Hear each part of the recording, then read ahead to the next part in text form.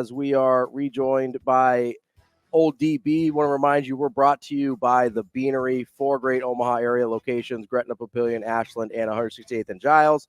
Locally owned and operated. They roast their own coffee, and they're way more than just coffee. They've got hot, iced, frozen drinks, and they've got some snacks for you: muffins, breakfast sandwiches, even some options if you're gluten-free or vegan. Make sure you check out the Beanery, or you can email them for more info at thebeanerycoffee.com. We are rejoined now by our guy DB, and I know Andrew wanted to follow up. DB, yeah, going back to the nothing is guaranteed, because I feel like once that's comprehended, it's easier to see why Nebraska managed the game as they did down the stretch. I saw too many playing it safe isn't playing to win, and I just don't agree with that. Yeah. So it's twofold, right? Because in the moment, real time, I'm like, you fundamentally, with 3 timeouts in the bag, and Wisconsin inexplicably calling timeout with 1:35 left, you have to run more than 4 plays, including, the 5th being the field goal, right? So whatever the philosophy is, it has to, or whatever your explanation is, it has to fit kind of what the clock and the play situation revealed. So if you take Coach Rule at face value and he says, hey, listen, you know what? I wanted to make sure we were in field goal position first. Okay, check. Then after that, I wanted to take some shots, or at least 2, maybe in hindsight. That's where the disconnect was. So right there, he's letting us know I probably would do it differently if I had to do it again, right? Because it wasn't perfect, and he knows. I mean, I'm with these.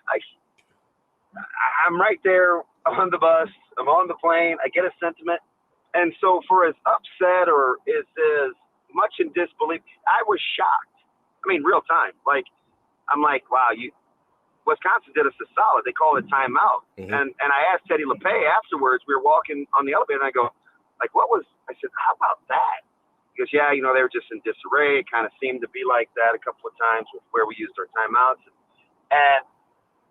And I went back with him, and I said, the 32 seconds that elapsed or whatever. And he said they thought after the first timeout that they called timeouts to run the ball because they felt like the run game was going to be there. But so everybody was kind of trying to figure out what Nebraska was trying to do. But I just rested in the fact that, right, wrong, or indifferent, I think Coach Rule in the presser was basically saying, hey, you know what? We took 1 shot for sure. Probably should have got 2. There's probably maybe a 3rd play, a 4th play you can get in there. I just think with 3 timeouts in the bag, if your plan was to not give Wisconsin the ball back, then it probably has to go different from an elapsed time standpoint. But it's hard, guys. You have to trust that your young guys are going to do what they're asked to do. You're going to have to trust that some of your inexperienced guys are going to have to all of a sudden show a little moxie and a little poise in crunch time. And he I don't think he clapped back, but in typical Coach Rule fashion, I think, he said, hey, remember last week, we were second guessed for being too conservative. He's not explaining his actions. What I think he's saying is it's the fickle nature of having of revisionist history, right? Like, hindsight is beautiful. Real time, we're not sure what we want. DB, I'm curious what you thought about the play of Chubba Purdy. Was that fool's gold to you, or do you think there's actually something there with the guy that we hadn't really seen? I mean, hadn't seen it all until the last drive of last game and then this week. Yeah, so that I think that's a lot of who Purdy can be. Now, tape, well, obviously, we'll see, right? The more you're on film, the more people will get a chance to prepare. But listen, remember the last couple of times we saw him, he's markedly better, right? I remember in the spring game, I'm like, man, when he's off schedule, it just doesn't seem like this is going to go well. Like, he's got to get the ball out of his hands. But what did we see on Saturday? It's like, wow, his ability to improvise and kind of be creative a little bit, not bad, right? The whole throw that he threw to Jalen Lloyd, not bad. So for all the consternation and hand-wringing, and believe me, Coach Sat and this staff, there's plenty of room to criticize. But I just think it's interesting. In one vein, we criticize quarterback development and quarterback play and quarterback judgment. Purdy's considerably better than the last time we saw him, and that didn't happen by accident. Harburg is considerably better than the last time we saw him, and that didn't happen by accident. So the thing, it's like I tell people about my personality, right? It's like I would joke with you guys. You don't get this lifestyle without me in it, right? So you're gonna get the all-in guy, the loving guy, the emotional guy, the passionate guy, but you're also gonna get the guy that, hey man, if I'm not in a good spot occasionally emotionally, I'm going to do something that's going to drive you up the wall, right? So you can't. It's my job to make sure that I limit those opportunities because I rev the way that I do. It's in the same vein. It's like Coach Satterfield and this offensive staff. I know where we're not good. It's up to us as a staff to continue to grow and get better in areas that we've struggled. And for them, I think it's trust, pet plays within the specific family group of play calling, and sequential play calling. Like, that's the area they have to grow. I don't so much have qualms with, like, development or tutelage or anything like that, because if we're honest and we step back about 30,000 feet, with the exception of Sims, and you cannot control emotion, the other quarterbacks are better than the last time we saw them. So development has to be occurring. It's kind of like why I didn't understand the maligning of Raiola. Clearly his offensive line is getting better. Like, he can't be a non-developer and guys get better. You can't be a non-developer and be able to play 8 or 9 guys. So they have to grow. And my opinion hasn't changed. It's the same as it was in preseason. We're talking about the wrong things. They're going to have to do this with defense, and this offense is going to struggle to generate chunk plays. I've said that since fall camp, and it continues to be an issue, and that's back when they were healthy. So, I mean, it kind of is what it is. The off season for them to take some self-eval is going to be interesting, and you watch. This will probably come back to haunt me. This game is tailor-made for Nebraska to win.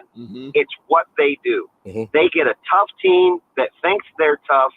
They're at home, and it's a culmination of 3 things that Nebraska's culture always talks about. Go 1-0. Well, guess what? This is your last game of the year. So there's the practical application. You hate Iowa. They kind of owned you. Guess what? It's Iowa. They're coming to town. You win, you get to go to a bowl game. Guess what? There is no the next one out of however many. This is it. This team will dial in. And remember, where Nebraska was bad with Mordecai, I told you guys, remember when I went up to Wisconsin and watched a couple of their practices in the offseason? Yeah, I go, sure do. Mordecai is athletic. Like, he was just running around making plays. That's exactly what he did on Saturday. And I was like, I feel like I've seen this before. So for this team on Friday, there's I'm telling you, they are looking forward to this. Now, how healthy they are, we'll see. There was a whole lot of pad cracking going on Saturday night. And Nebraska is a mass unit. They'll obviously be without one of their linebackers, and we'll see what happens with AG's health status. That play did not look good either. But, man, listen, they were bringing some drama, and Iowa is tailor-made, and what's probably going to be a bad weather game. This one, it would be so Nebraska-like with this staff to rally one good time and find a way to win this game. Yeah, DB, it almost seems like this one's got like 9-6 written all over it. You touched on something there with the offense and the sequential play calling that I wanted to touch on there, because one of my issues with Satterfield has been, it seems like he moves away from things that are working before he has to. Is that me being a fan, or are you seeing that as well? No, there's something to that, right? So, and sometimes it's just people's personalities, right? So for him, I think it would serve him well if he would almost get bored calling plays, right? Run it until it doesn't work, then move to the counterpoint. So I think that's the way that they're going to try to continue to build this offense. But it's funny. There's a couple of these guys that I told in the offseason, what's Nebraska's prototypical quarterback that they're looking for? And I joked with my buddy JB in Kansas City. I said, they're actually looking for a Purdy type. Athletic enough, kind of so loosey-goosey, he acts like he doesn't know any better, but can still spin it a little bit. Mm-hmm. That's the kind of guy that they're looking for. And listen, I'm not here to say that Purdy is the answer to all the choices, but his athleticism and his mentality fits what they want to do. It's just, can you get him to practice enough over the long haul where if he's not at practice or if he is at practice, right? Like, he just kind of has one of those go along to get along, I'll do whatever. His next phase in growth is like, I want to be the guy, teach me. DB, we appreciate the time good. as That's always. Good. Super good stuff there. Good luck tomorrow. I'm sure we'll be in contact. Drive safe up and down to Lincoln. I know you're going to be there a lot the next couple days. And we look forward to hearing you on the call tonight. Yeah, appreciate it, man. Keep doing what you guys do. Thanks, DB. That's our old friend DB. You called him an old guy. Well, I didn't. I didn't. He likes going by Shane, old. He likes going by old DB. Make sure I'm to trying mark that down. Ravi called Damon Benning old. That's all right. Next up, we got our guy John Fanta. Going to do a little college basketball here on Hurrdat Sports Radio.